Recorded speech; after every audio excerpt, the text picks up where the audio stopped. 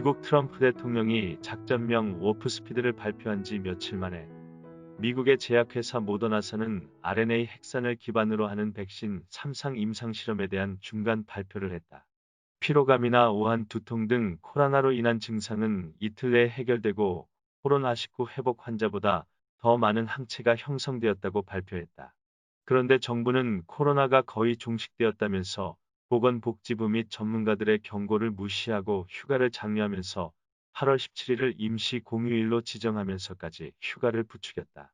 실제로 정부는 지난 7월 말 비상경제 중앙대책본부 회의에서 지역경제 활성화 대책이라며 휴가를 장려해왔다. 그 영향인지는 모르나 코로나는 증가 추세를 보이다가 8월 초 들어 다시 확진자가 계속 늘었다. 확진율 추이를 보면 광화문 집회와는 아무 상관도 없었다는 의미이다. 확진자 수는 올라가는데 확진율은 낮아지고 있다는 의미는 정부가 고의로 확진자 수를 늘리려고 무리하게 검사자 수를 늘리다 보니 무증상 확진자가 늘어나는 반면 확진율은 상대적으로 떨어지는 것이다.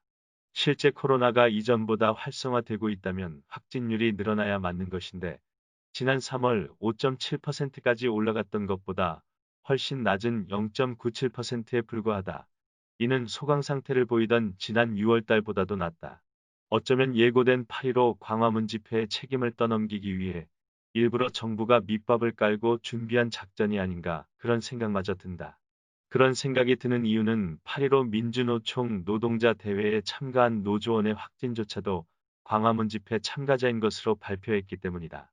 아무리 생각해도 정부는 코로나를 팬데믹 상황으로 몰아붙여 정권 보호를 위해 정치적으로 이용하고 있다. 그들에겐 오직 한 가지 정권 유지 생각만 있지 어떤 경제 부양책도 없고 국민의 안전과 생활고는 안중에도 없다. 재난지원금으로 국민들이 실질 민생고가 해결되는 것도 아닌데 돈을 풀어 문재인 정부 들어 대수적으로 증가하는 국채의 부담만 국민들에게 지우고 있는 듯하다. 미국은 워프스피드 작전으로 올해 안에 백신 공급을 목표로 하고 있다.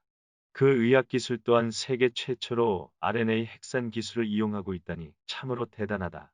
같은 코로나를 두고 바라보는 시각이 다르다. 재난지원금으로 뿌린 천문학적 돈을 우리도 백신 개발에 투자했더라면 어떻게 되었을까?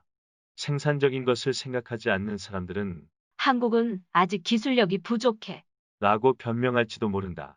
하지만 개발이란 프로젝트에는 자금력을 뒷받침하여야 기술을 발명하든 아니면 남의 기술을 사오든 해서 개발이 되는 것인데 그 돈이 백신 개발에 투자되었다면 이 기회에 세계적으로 경쟁력을 갖춘 백신 연구소가 생겨날 수도 있지 않을까.